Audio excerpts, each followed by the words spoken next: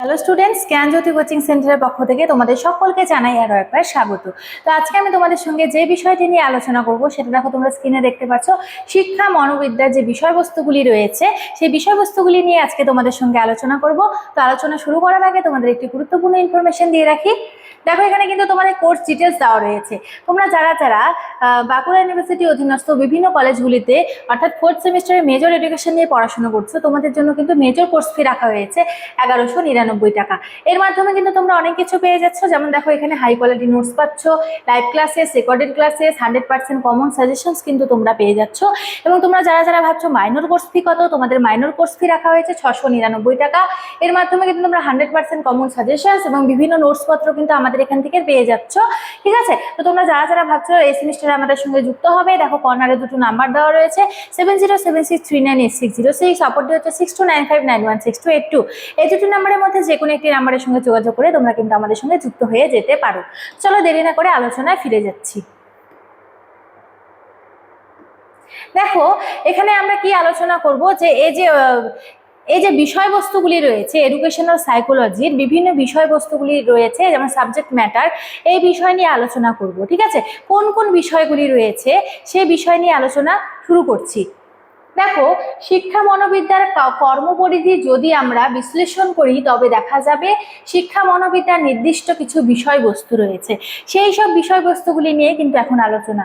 দেখো প্রথমত যে বিষয় রয়েছে সেটা হচ্ছে বিকাশ সংক্রান্ত মনোবিদ্যা, অর্থাৎ কি সাইকোলজি অফ ডেভেলপমেন্ট, অর্থাৎ কি মানব জীবনের বিকাশের বিভিন্ন স্তর, সেই স্তরগুলির বিভিন্ন বৈশিষ্ট্য এখানে আলোচিত হয় বা আলোচনা করা হয়। তাহলে মানব জীবনের যে বিভিন্ন স্তরগুলি রয়েছে সেই বিভিন্ন স্তর, সেই স্তরগুলির বিভিন্ন বৈশিষ্ট্য নিয়ে কিন্তু এখানে আলোচনা করা হয়।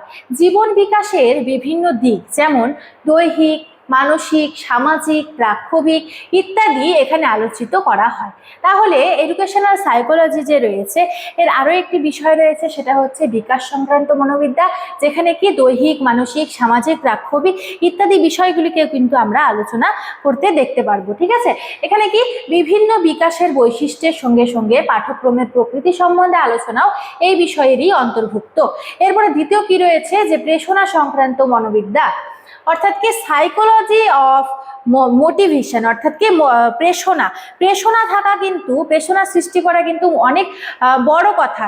কোনো টিচার যদি কোনো শিক্ষার্থীর মধ্যে যদি প্রেষণা সৃষ্টি করতে পারে সে কিন্তু একমাত্র সে উজ্জ্বল শিক্ষক হিসেবে কিন্তু চিহ্নিত হবে, কারণ শিক্ষার্থীদের মধ্যে প্রেষণা কিন্তু সৃষ্টি করা খুব কঠিন একটি বিষয়।